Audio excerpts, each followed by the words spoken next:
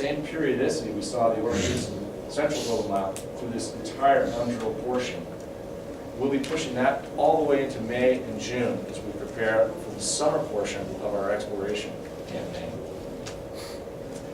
Looking at this from a little bit larger perspective, that last slide we saw encompasses this corner of the Elmhurst Lake intrusion. This is the large granite body that hosts all the gold veins that we have on the property.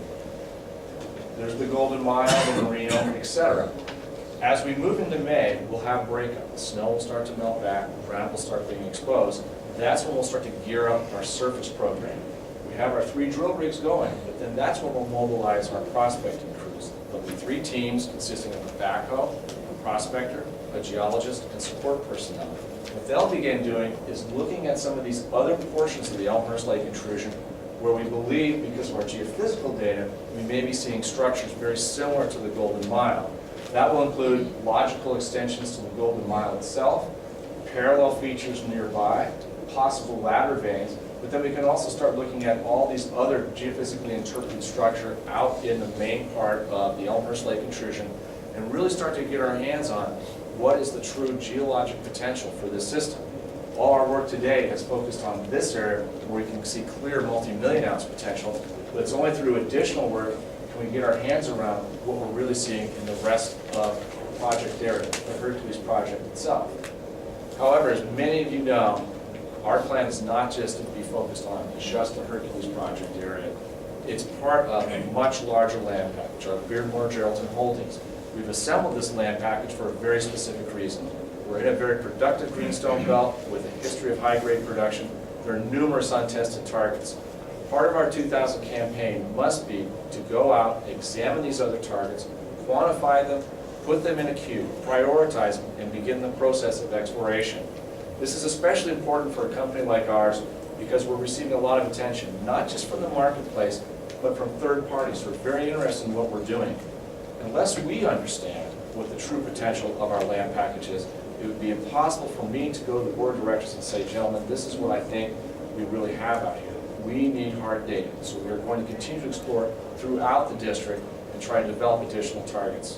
Which project can be compared in size and which are our other projects outside? Yeah.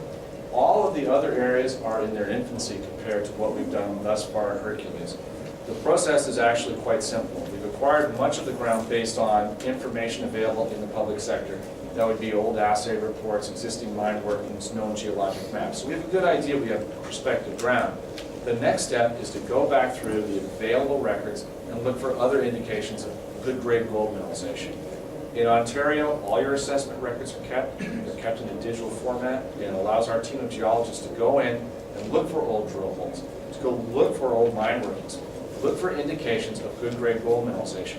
Already that process has had some success, some pretty outstanding success, where we're seeing old drill hole records with multi-ounce intercepts in areas that haven't seen a drill hole in 30 or 40 years. We've also acquired ground that encompasses areas of old mine workings. So we know from looking at the historic records of those workings that they had good grade as well. This is an ongoing process. We pull together all this information, examine things like access, logging cuts, if an area might have some sensitivities with regard to native lands, etc., and then prioritize the targets. We're already well on the way in that process and have identified over half a dozen what I would consider compelling drill targets elsewhere in the property package. Which producing project can be compared to this one? That's a good question. Geologically, Hercules is hosted by granitic rocks. There are a few other places in the Archean, in Ontario and Quebec, where those are the primary host rocks. An example would be the Bourlamac batholith in the Val-d'Or area.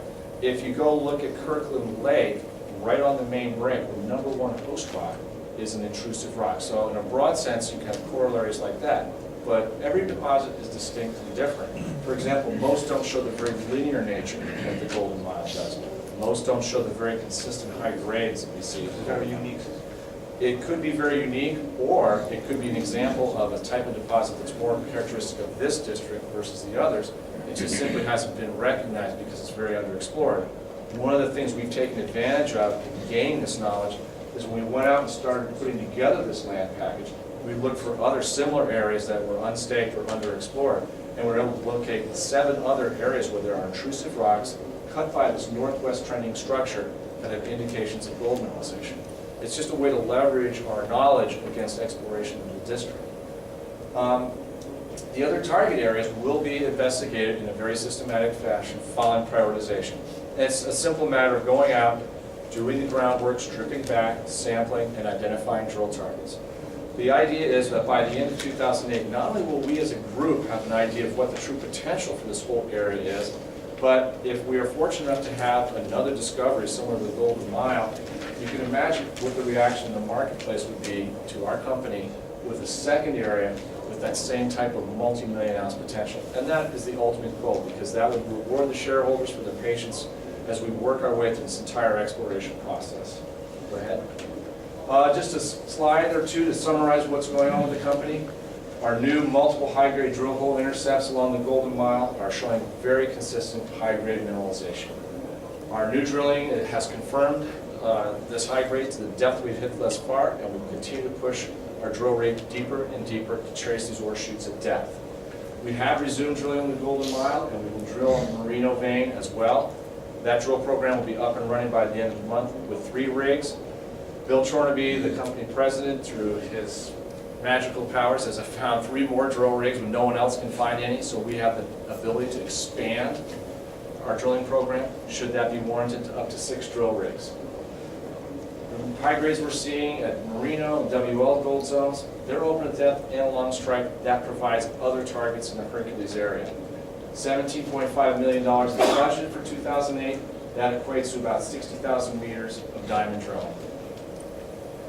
Geophysical data, which we showed just a few minutes ago, that is an important part of our exploration program moving into 2008. That will guide the exploration on strike from the Golden Mile, on strike from Yellow Brick Road vein, as well as elsewhere in the Elmhurst Lake intrusion. We'll also take that data and apply it to these other target areas we're developing elsewhere in the district. As I showed in that one slide, that whole intrusive mass has potential. We're seeing multiple indicated structures out there. That is the same host rock as we have at the Golden Mile, the same type of geophysical signature. This provides an excellent exploration opportunity. We have this dominant land package and a very productive greenstone belt with excellent infrastructure. You can't overemphasize that, and that is one thing that really serves to distinguish us from the other 500 companies in that room. We're not talking about being out in the middle of the jungle somewhere or in some part of BC next to a national park and trying to figure out how the hell we're going to get things in there.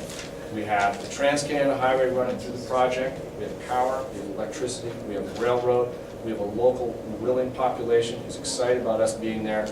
Infrastructure is taken care of. It's in Ontario. I think we can safely call that a politically stable environment. It's a great place to be operating. We have a competitive edge based on the information we've developed, the knowledge we've acquired, and we're using that in our exploration program. I look forward to 2008 with a lot of excitement because I see a lot of potential, not only at Hercules on the Golden Mile, where the potential is now quite obvious, but elsewhere in this district. And hopefully by the end of 2008, when I'm giving another one of these presentations, we'll be talking about multiple new discoveries, not just Hercules, and our company will have made that next big step, just like the one we've made recently.